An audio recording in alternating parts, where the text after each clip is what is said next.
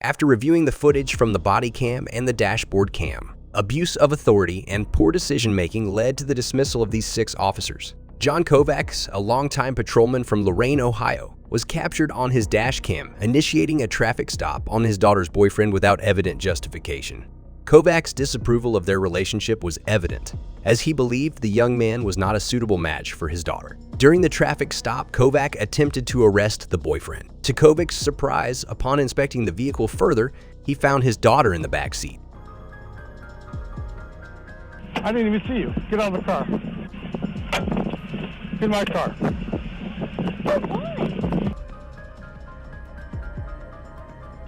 Goodbye. Goodbye. In a sudden and assertive manner, he instructed his daughter to move to his patrol car. Kovacs later explained his actions by referencing a previous incident where his daughter had expressed extreme distress over the relationship, indicating she felt life wasn't worth living without the boyfriend.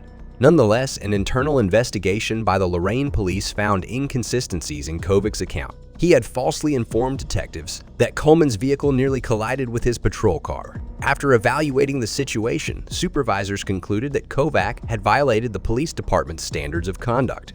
Consequently, he lost his job, although it appears he won't be facing criminal charges. An incident involving Sergeant Christopher Piles was the impetus for a combined criminal inquiry on the part of the police agencies that are located nearby. After depositing and handcuffing the offender in his patrol cruiser, Sergeant Piles approached him forcefully. The situation was swiftly diffused when a female officer stepped in and yanked Sergeant Piles back by his belt. Because of this, he decided to aim his hatred against her instead. After the incident, Piles was swiftly removed from his position, and he was subsequently charged with violence and assault on a law enforcement officer. The subsequent officer in question was a police canine handler. After an incident on the highway, police detained a truck driver, even as the suspect was on his knees with his hands raised. The handler, Speakman, released his dog on the unarmed man. Send the dog. Here. You're gonna get dog sick. Get on the ground or you're gonna get bit. Police canine, you're gonna get bit. Final chance, you're gonna get bit.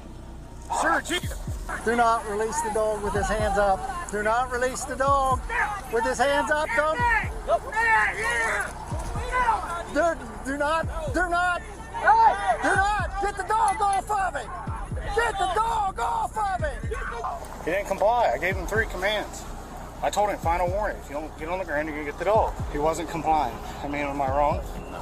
Despite several clear directives and pleas against releasing the dog, Speakman allowed the canine to engage. He later justified his actions, stating that the suspect did not comply with his multiple warnings. Initially, Speakman wasn't terminated for his decision to release his dog. He was placed on paid leave and repeatedly advised not to discuss the incident. However, as media coverage of the event intensified, the department decided to terminate Speakman, citing that he did not meet the standards and expectations set for their police officers.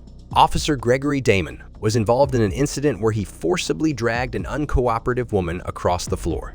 The event began when Damon responded to a call about a woman who was reportedly sleeping in front of a medical office and was refusing to vacate the premises. Walk to my car. Why you saying that but pulling me?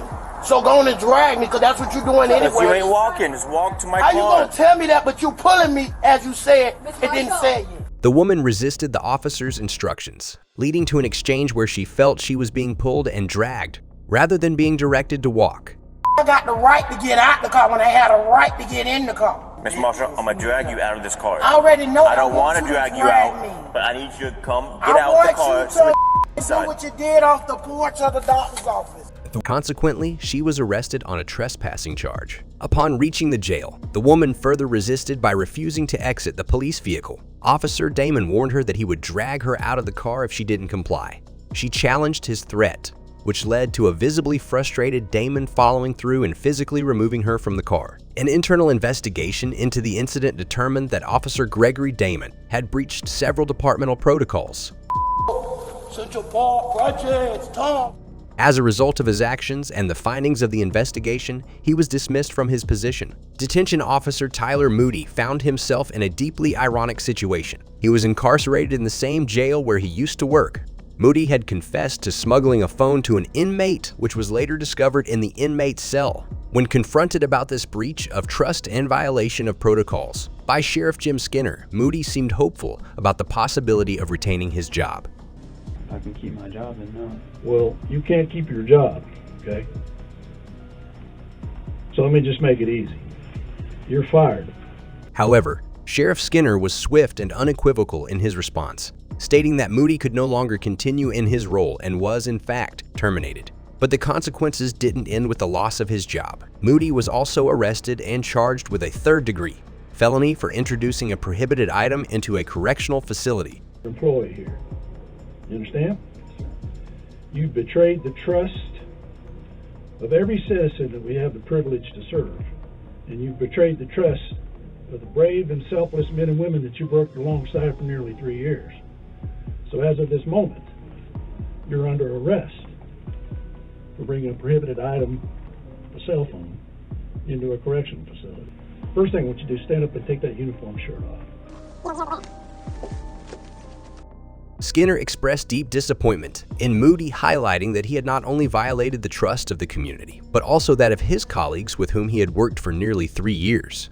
As a symbolic gesture of the end of Moody's tenure, he was asked to remove his uniform shirt. Many believe that Moody's termination was unquestionably warranted, given the gravity of his actions. Officer Phil Kirzanowski faced an awkward situation when he pulled over the senator's daughter for having overly dark window tints.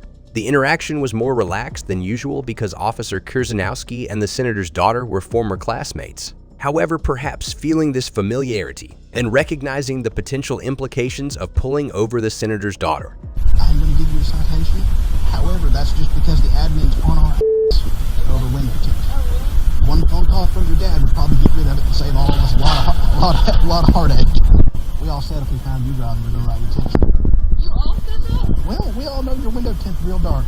You all are targeting me. No. Unknowingly to the officer, Senator Lundberg was on speakerphone with his daughter during the entire stop. One call from your dad would probably make all this go away. Officer Kirzanowski decided to cover his microphone.